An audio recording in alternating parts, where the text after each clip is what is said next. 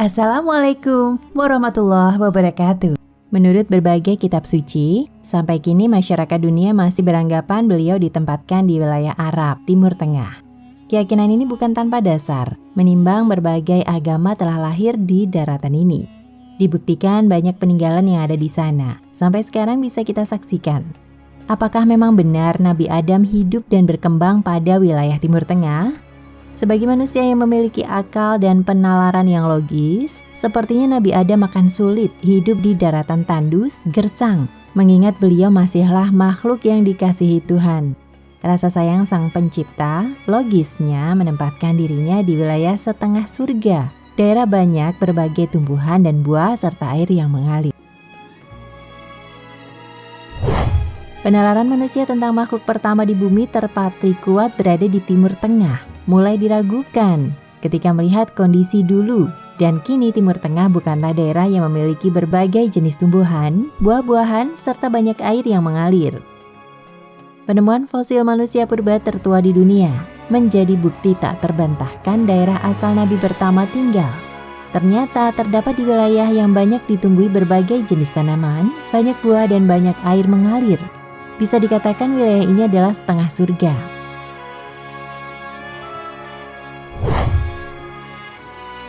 Menurut seorang penulis, adalah fosil Pithecanthropus erectus, ditemukan di Desa Sangiran, Jawa Tengah, sumber Wikipedia.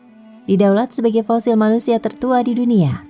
Dari temuan bukti fosil manusia bisa ditarik kesimpulan, bisa saja wilayah setengah surga itu berada di wilayah Nusantara.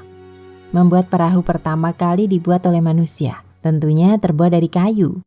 Pembuatan perahu tersebut sengaja dibuat di atas gunung atau daratan tinggi. Secara logika, daerah gunung tersebut banyak tumbuh-tumbuhan kayu sebagai material pembuatan perahu tersebut. Dan ternyata daerah penemuan fosil tersebut memang banyak sekali yang memiliki banyak tumbuhan kayu.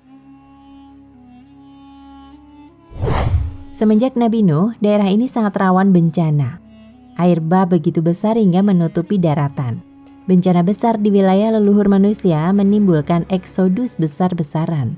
Menurut seorang penulis, bukti tak terbantahkan daerah asal Nabi pertama tinggal adalah cerita Ratu Balkis dan Nabi Sulaiman. Seperti penulisan terdahulu merujuk pada tempat di wilayah Indonesia, Jawa, merupakan tanah leluhur yang rawan diporak-porandakan berbagai bencana.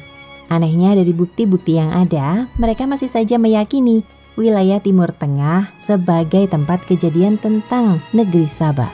Kalau saja keterangan dari kitab suci mereka pahami sebagai petunjuk, kecewakah mereka? Ternyata Nabi Adam tanah leluhurnya di Indonesia, bukan di Timur Tengah.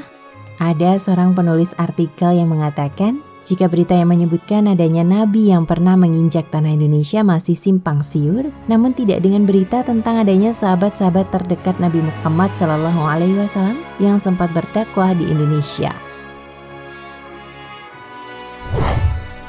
Para tokoh yang mendukung teori ini kebanyakan adalah kaum orientalis, seperti J.P. Mockett dengan merujuk temuan nisan Sultan Malik al-Saleh pada tahun 1297 di Samudra Pasai, berlanggam Gujarat atau jalur perdagangan sutra laut antara Indonesia, Kambay Timur Tengah, Eropa.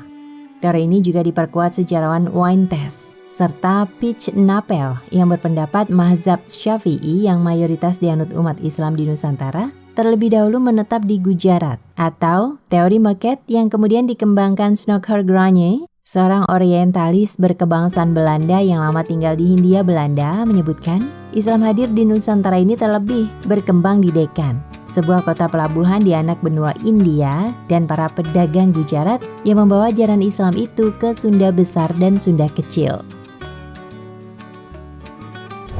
Di samping itu ada pula teori Persia dan teori Mekah yang menandingi teori Gujarat yang keburu didoktrin dalam buku-buku sejarah di Indonesia. Makanya Dr. Haikal Hasan dalam testimoni sejarah peradaban Islam di Indonesia mengutip beberapa rujukan resmi yang membantah teori Gujarat bahwa ajaran Rasulullah SAW justru sudah masuk ke Nusantara sejak 626 Masehi melalui utusannya dari para sahabat seperti Ali bin Abi Thalib dan lainnya. Sebagai referensi, Dr. Haikal Hasan membeberkan beberapa buku seperti tulisan Haji Zainal Abidin Ahmad dalam buku Ilmu Politik Islam 5, Sejarah Islam dan umatnya sampai sekarang. Kemudian kitab Qisastud Dakwah fi Arrahbiliyah atau Nusantara yang ditulis Habib Baharuddin Asmad Khan tahun 1929. Further India and Indo-Malay Archipelago yang disusun G.E. Gerini. Lalu Pangeran Gajah Nata dalam bukunya Sejarah Islam Pertama di Palembang 1986. Islam Pertama di Palembang 1929 ditulis R.M. Akib, The Preaching of Islam 1986 yang ditulis T.W. Arnold serta Syekh As-Sayyid Sohibul Faroji Asmad Khan Al-Hafidz, Syekh Mufti Kesultanan Palembang Darussalam, serta Profesor Dr. Hamka dalam bukunya Dari Perbendaharaan Lama, Pustaka Panjimas Cetakan 3, Jakarta.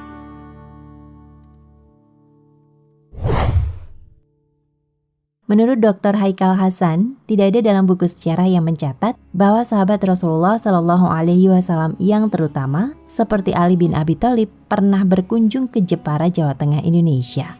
Padahal Islam yang masuk ke Indonesia ini justru terjadi di era kekhalifahan generasi terbaik, Khulafaur Rasyidin. Islam yang pertama kali masuk ke Indonesia bukan melalui perdagangan dan bukan dalam hubungan perekonomian. Ini sesuai dengan wilayah dakwah Nabi Muhammad Sallallahu Alaihi Wasallam dalam firman Allah Subhanahu Wa Taala Quran Surat Al-Anbiya ayat 107. Membawa Islam yang rahmatan lil alamin atau rahmat bagi seluruh alam. Kata Haikal Hasan dalam tausiah seperti dikutip dari berbagai sumber.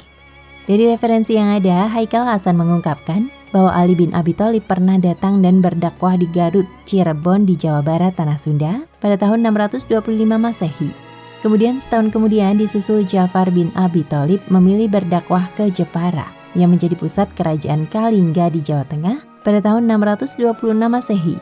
Lalu dari Jazirah Arab kembali diutus seorang sahabat bernama Ubay bin Ka'ab untuk berdakwah di Sumatera Barat hingga kembali ke Madinah pada tahun 626 Masehi.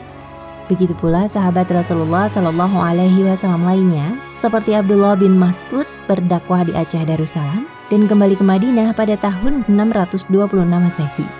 Selanjutnya Abdurrahman bin Mu'adz bin Jabal dan putra-putranya Mahmud dan Ismail berdakwah dan wafat dimakamkan di Barus, Tapanuli Tengah, Sumatera Utara sekitar tahun 625 Masehi, tuturnya. Masih menurut Haikal Hasan, sahabat lainnya seperti Akasya bin Muhsin al-Usdi berdakwah di Palembang, Sumatera Selatan. Dan sebelum Rasulullah wafat, ia kembali ke Madinah sekitar tahun 623 Masehi. Sedangkan Salman Al-Farisi berdakwah di Perlak, Aceh Timur, dan kembali ke Madinah sekitar tahun 626 Masehi, ujarnya. Untuk itu, Haikal Hasan menegaskan bahwa teori Gujarat yang dikembangkan para orientalis terkemuka Belanda, seperti J. Pitchnape dan Snoeck-Hergronje, justru ingin menutupi fakta sejarah Islam yang menunjukkan bahwa Nusantara menjadi bagian dari kekhalifahan Utsman bin Affan. Hal ini beber dia bisa dibuktikan dengan ditemukannya sebuah artefak bahwa di Kerajaan Kalingga, Jepara, Jawa Tengah pada tahun 640 hingga 650 Masehi diperintah seorang ratu yang adil bernama Ratu Sima dan anaknya, Ratu Jayisima. Nah, di masa kekhalifahan Utsman bin Affan dari Bani Umayyah, terjadi surat menyurat atau korespondensi antara Ratu Sima dengan Bani Umayyah di masa Muawiyah bin Abu Sufyan, usai masa Khulafaur Rasyidin. Dari surat menyurat itu, Kerajaan Kalingga meminta agar didatangkan guru-guru dakwah dari Jazirah Arab ke pusat kerajaan yang ada di Jepara dan wilayah lainnya. Tutur Haikal Hasan. Sebagai bukti, doktor sejarawan Islam ini mengajak agar umat Islam bisa mendatangi Museum Granada Spanyol yang masih menyimpan surat menyurat antara Ratu Sima dengan kekhalifahan Bani Umayyah yang berpusat di Damaskus, Suriah. Dari surat menyurat itu justru terbukti bahwa Nusantara menjadi daerah sasaran atau tujuan para sahabat Nabi Muhammad SAW untuk berdakwah. Usai masa kekhalifahan Utsman bin Affan, lalu Ali bin Abi Thalib, dan digantikan para tabi'in seperti Umar bin Abdul Aziz yang memerintah pada tahun 711 Masehi, ucap Haikal Hasan. Ia mengungkapkan bahwa pada tahun 718 Masehi, Khalifah Umar bin Abdul Aziz bersama putranya Abdul Malik pada tahun 718 Masehi atau 7 kemudian pernah menginjakkan kaki di Palembang, Sumatera Selatan. Saat kerajaan Sriwijaya masih berdiri dengan rajanya bernama Srindravarma. Dakwah yang disampaikan Umar bin Abdul Aziz ini justru membuat Raja Srindravarma tertarik untuk memeluk Islam. Ini terbukti dari makam Raja Srindravarma ini tertulis kalimat La ilaha illallah Muhammad Rasulullah, tuturnya.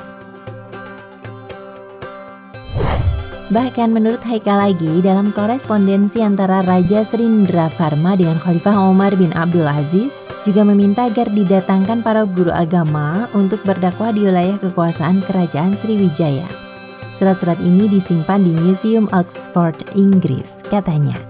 Ia mengingatkan pentingnya umat Islam di Indonesia mengetahui bahwa setelah Rasulullah SAW wafat, para sahabat Nabi menyebar ke seluruh penjuru dunia untuk berdakwah. Hal ini seiring dengan sabda Rasulullah SAW bahwa aku berwasiat kepada kalian untuk bertakwa kepada Allah dan mendengar serta taat kepada pemerintahan Islam. Walaupun yang memimpin kalian adalah seorang hamba sahaya dari negeri Habasyah, tuturnya. Berpeganglah kalian dengannya dan gigitlah ia dengan gigi gerahammu, serta jauhilah oleh kalian perkara agama yang diada-adakan, karena semua yang baru dalam agama adalah bid'ah, dan semua bid'ah adalah sesat. Dari hadis riwayat Ahmad, Abu Dawud, Tirmizi, Zahabi, dan Hakim. Sebagai pengingat, Dr. Haikal Hasan juga menerangkan nubuah Rasulullah SAW bahwa ada 30 tahun masa kepemimpinan para sahabat utama, yakni sejak tahun 633 Masehi dengan wafatnya Nabi Muhammad SAW, 634 Masehi kepemimpinan Abu Bakar As-Siddiq, lalu diteruskan 10 tahun pemerintahan Umar bin Khattab, 644 Masehi, 13 tahun masa Utsman bin Affan, 657 Masehi, hingga terakhir masa 5 tahun di bawah kendali kekhalifahan Ali bin Abi Thalib dimulai pada tahun 661, sehingga totalnya menjadi 30 tahun. Patut dicatat bahwa sahabat Rasulullah SAW seperti Bilal bin Rabah tidak dimakamkan di Saudi Arabia, melainkan di Damaskus, Suriah. Kemudian Sa'ad bin Abi Waqqas tidak dimakamkan di Madinah atau Mekah, melainkan di Guangzhou, Cina. Serta Abu Kasbah berdakwah dan dimakamkan di Tiongkok. Ini membuktikan bahwa para sahabat Nabi Muhammad SAW memilih berdakwah ke seluruh penjuru dunia usai Rasulullah SAW wafat. Nah, pemirsa Ensiklopedia Al-Fatih, sampai di sini perjumpaan kita kali ini. Semoga menginspirasi.